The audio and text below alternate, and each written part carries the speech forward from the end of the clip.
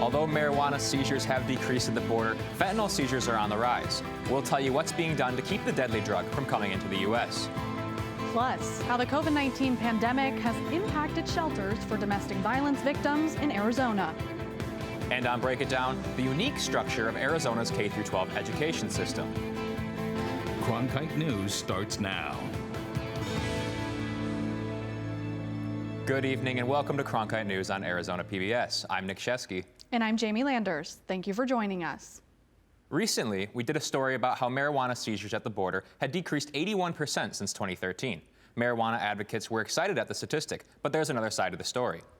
Cronkite News reporter Ryan Vlahovic talked to Customs and Border Protection about the new problem officials are seeing. While it's true that marijuana isn't the cash crop that it used to be, Mexican cartels have found a new drug to smuggle over the border that makes up for the loss in profit. The legalization of marijuana throughout states has largely disrupted the Mexican marijuana market. Paul Armentano is the deputy director of NORML, a marijuana advocacy group, and a report from the DEA that says marijuana seizures at the southern border are down 81% has him excited. This is what we predicted. There is not the same level of demand in America. And while the statistic gives Armentano hope, it gives law enforcement officers a sense of dread. At a Customs and Border Protection checkpoint in Yuma on March 30th, a Border Patrol dog sniffed out over 5 pounds of fentanyl hidden inside some burritos. Fentanyl is a man-made opiate that kind of intensifies other drugs. A lot of times it's added to methamphetamines, and it just intensifies, I guess, that high that you get from the drugs itself. Vincent Dulesky is the special operations supervisor at the same Yuma border checkpoint that the fentanyl burritos were found at. He says that fentanyl is one of the most powerful drugs they deal with. It takes a very minimal amount, I mean just dust of this stuff, to get it on your skin where your body absorbs it. A very high rate of OD fatalities. According to the DEA's 2020 National Drug Threat Assessment, fentanyl is only getting more readily available in America, with reports of it increasing 1,800% since 2014. And while Armentano isn't surprised that the cartel found a new money-making drug, he's wary of numbers from the DEA. But I am somewhat skeptical. There is no way that market of, say, fentanyl comes anywhere near approaching the market demand that exists for cannabis. But according to Dulesky, CBP seized 47 pounds of fentanyl at the border last year. We're trending to beat it probably about 300%. So far this year in FY21, we're at about 60 pounds of that stuff. That's probably enough to kill half the nation. And when drugs don't get picked up by CBP, they head next to the cities. And Phoenix is a hot spot. It's where, it's trying to get to so it can get stored and distributed. That's the part that Phoenix, LA, a lot of those bigger cities play. And for Dulesky, not even him or his fellow officers are safe. A little bit of dust on your fingertips and then your body absorbs it. Before you know it, you've OD'd on this stuff. It's happened to a lot of cops when this first came out because we didn't know. According to the drug threat assessment, Mexican drug cartels get the ingredients for fentanyl primarily from sources in China. And that can be anything from open markets to smuggling chemicals in suitcases. In the studio, Ryan Vlahovic, Cronkite News. New tonight, Governor Doug Ducey has signed an executive order banning vaccine passports. The order prevents state and local governments from requiring people to show their COVID-19 vaccination status in order to receive a service or enter an area. Private businesses are still allowed to require vaccination documentation if they choose to do so. Healthcare institutions may also request COVID-19 vaccination status documentation of a patient, resident, employee, or visitor. Under state law, schools and child care facilities may also collect vaccination documentation. According to the National Coalition Against Domestic Violence, 1 in 3 women and 1 in 4 men in the U.S. have experienced some form of physical violence by their partner. And since the pandemic started, numbers have only increased. Reporter Julia Sandor took a look at how the pandemic has affected victims' safe place shelters. In Arizona alone, more than 42% of women and 33% of men have experienced domestic violence. And shelters right here in the Valley are another essential service that has been greatly impacted by the pandemic. It's a pandemic within a pandemic. While the coronavirus spread throughout the country, domestic violence spread through homes in Arizona, and shelters had to turn away families due to new COVID protocols. For those of us who are working in the domestic violence shelters, we want to help those people. But the problem is that we have to safely distance the populations that live on our campus to ensure their safety and to mitigate the opportunity for the infection to get to our participants. And so instead of having 94 women and children on this campus, we have 68. A lot of support services that victims used to move on from the shelters were also hit hard because of the pandemic. So community supports has been difficult. I mean, if you think about community supports like acquisition of jobs, acquisition of housing, all of those types of things require, funding, and we saw a decrease in funding. According to Phoenix Police Department statistics, domestic violence-related deaths increased by 140% from 2019 to 2020. One thing I will say is that not a single provider of services for domestic violence or for sexual violence stopped providing services during the pandemic. So it's something I think we should be incredibly proud of as a state, that not a single one of those providers had to stop or shut down, that they continued as essential services. And with the continued support, shelters and services are preparing to open their doors back up to more victims. So I'm starting to sense hope on our campus because things are going to start slowly going back to normal. Of course, we're doing it very slowly. As shelters begin to lift restrictions, they are hoping to open up more beds and spaces for families affected by domestic violence during the pandemic. In the Broadcast Center, Julia Sandor, Cronkite News. Today, Arizona State Senators J.D. Mesnard and Michelle Ugenti-Rita held a news conference on election integrity to provide additional information about voting bills in the Senate. According to the Brennan Center for Justice, since the contentious 2020 presidential election, lawmakers have introduced more than 300 bills with restrictive provisions in 47 states, including here in Arizona. Today at the Arizona State Capitol, senators discussed SB 1485, which would remove anyone who did not vote in 2 consecutive elections from the early voter list, and SB 1713, which would require early voters to show proof of identification before their ballot can be counted. The premise behind the bill was simple. We wanted to create continuity and standardization across the various methods of voting. In the original bill, I replicated nearly word for word the exact process used by those who vote at the polls and apply it to those who vote by mail. If it was good enough for those voting in person, it should be good enough for those voting by mail. At a news conference last week, House Democratic leader Reginald Boulding called on lawmakers to, quote, stop coming after our voting rights, saying these bills will make it harder for Arizonans to cast their ballots. To register to vote or update your current voting information, visit arizona.vote. Hi, I'm Tina Giuliano, and I have your Cronkite News weather forecast for today and the rest of this week. Today, we're starting with 92 degrees with a high UV index of 5, so it's pretty high. Gotta lather on that sunscreen. But tonight and throughout tonight, the lows are going to be pretty nice, not super low, with 65 in Phoenix, 32 in the Grand Canyon, and 58 here over in Tucson. Not too bad, and tomorrow it will be a little hot with about 94 here in the Valley. But pretty nice if you're up there in the high country, around 70 in Page. But going into the rest of this evening, it is going to be pretty clear skies with about 85 by 10 p.m.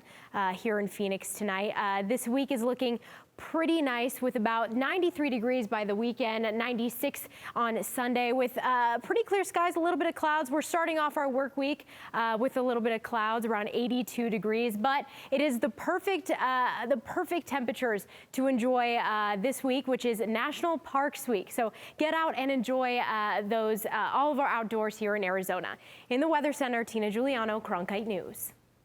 After over a year of enforcing curbside pickup and drop-off services, Phoenix Public Library branches returned to in-building services today. Cronkite News reporter Brianna Alexander spoke with Phoenix librarians about their excitement at once again serving the community. The Phoenix Public Library is returning to limited in-building services for 8 of their 17 branches today. more than a year after the pandemic forced a new normal. Community Relations Manager Lee Franklin says it will help restore the library's core mission. One thing that we were very proud of and worked really hard during this last year to try to replicate that library experience as much as possible through curbside and virtual. But we know that there are some things that just can't be replaced, that our customers can enjoy in an in-building visit. Patrons will be allowed back into the building in the afternoons to use computers, check out books, and borrow laptops. Franklin says a priority is to eventually bring back a full library experience while also ensuring the safety of their customers and staff. We're going to require masks and social distance. We've installed health shields at our customer service point of contact. We will also have health shields in between the computers. We know that's a big service that a lot of our community needs from the library. Phoenix Public Library liaison Geraldine Hills says library leaders collaborated with health advisors on safety protocols like laptop loans and Wi-Fi that extends to library parking lots. We've tried to be creative and give people options. So if they really still aren't comfortable coming into a building to do, like you said, file taxes, whatever, that's why we have hotspot lending now. Where people can come in and use their library card to check out a hotspot. They can sit in the parking lot and do it from doing our Wi-Fi using the car. Hills and Franklin believe the libraries are ready to welcome patrons back inside. I'm very proud with our library family at Phoenix Public Library. From within moments of having to close to in-building visits, everybody really just jumped in to figure out how can we continue to be the library for people. And they want to serve the community as safely as possible. In Phoenix, Breonna Alexander, Cronkite News. Phoenix libraries are beginning their first day of in-building services today, from 12:30 p.m. to 5:30 p.m. Monday through Saturday. It's still curbside only in the mornings. I'm Kelsey Clacy. After the break, I'll have your Cronkite Sports Report, including the inspiring story of one softball player's resilience on the field. Don't go away. News. Walter Cronkite School of Journalism, with the opportunity to gain real-world experience in the newsroom. At Cronkite News, our students produce professional content for audiences by taking on all roles, whether they be reporting, anchoring, producing, or studio production. Each department gives students first-hand professional newsroom experience. For more information, visit cronkitenews.azpbs.org. Here we go, lights up. Whoa. As artists, we conduct our educations in public. You can never know whether it's going to be a success. One just has to risk it. It's you and the work and the place. It's a very particular relationship. Here's our lens. Tell us what you think. Friday night at 9 on Arizona PBS.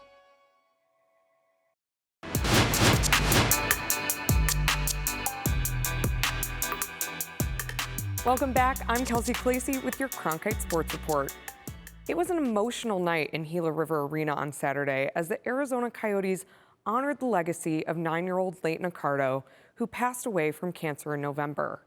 She was added to the Coyotes' Ring of Honor and is the first person in NHL history inducted that's not a player, coach, or front office member. Accardo left a lasting impression on the organization. Emotional to stand on the bench and look up for sure, and kind of had to hold back a little bit, to be honest. But I'm glad that got a chance to celebrate her life and what she gave us when we had the chance to meet her and just be around her. Suns guard Devin Booker made history despite a loss to the San Antonio Spurs. The young star became just the 9th player under 25 to reach 9,000 points. He did it in the second quarter of Saturday's game. Booker joins an exclusive list of players to achieve this, including names like LeBron James, Kobe Bryant, and Shaquille O'Neal.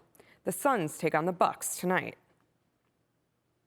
A positive attitude can make all the difference, can it? Cronkite News' Zach Keenan tells the story of a softball player who overcame the odds by turning the negative to a positive. She's been a hot shot, a Coyote, and now is a Puma. Emily White has never had a more difficult season than this one. After last season was cut short, she's returned for one last ride. I said, well, what are you doing? She said, I had no idea she was still playing. She says, I'm playing second base at PVCC. And I'm like, I literally got tears in my eyes. I was like, wow, okay. But her return to the field was emotional for more than one reason. We were just like camping up in Flagstaff, and it was like definitely a freak accident because we weren't doing anything crazy. We just hit like a bump in the road, and then it shifted like the front end of the car, over to the left side. Either way, we were gonna flip. So I decided to correct it a little bit and roll into the mountain instead of off, which good thing we didn't, because they said we would have died going off. The vehicle rolled 3.5 times before Emily was ejected. I just didn't make my leg out in time, and it just crushed me and kept going. When I woke up, I was just really confused at first because it's like, oh, you have to get like aware of what just happened. You were just looking down at your phone, and then all of a sudden you're like on the ground trying to comprehend what was happening. Life takes us down many roads, but for Emily, as she learned on that fateful day in Munns Park, life isn't about what happened in the past. She uses her positive thinking to drive her ahead on her road to recovery. She has had a smile on this, like, through everything that has happened. She's going to persevere. She's going to be resilient. She's going to do it with this infectious smile. She's understanding right now that she's not able to be the athlete she was before this happened. But she's not going to let it deter her from working her butt off and trying to get out there and getting as much playing time as she can. Armed with a positive attitude, a smile, and a blade, there's no match for Emily White. In Paradise Valley, Zach Keenan, Cronkite News. That does it for today's Cronkite Sports Report. Back to you, Jamie and Nick. That's it for Cronkite News tonight. Thanks for joining us. For top Arizona stories anytime, go to cronkitenews.azpbs.org.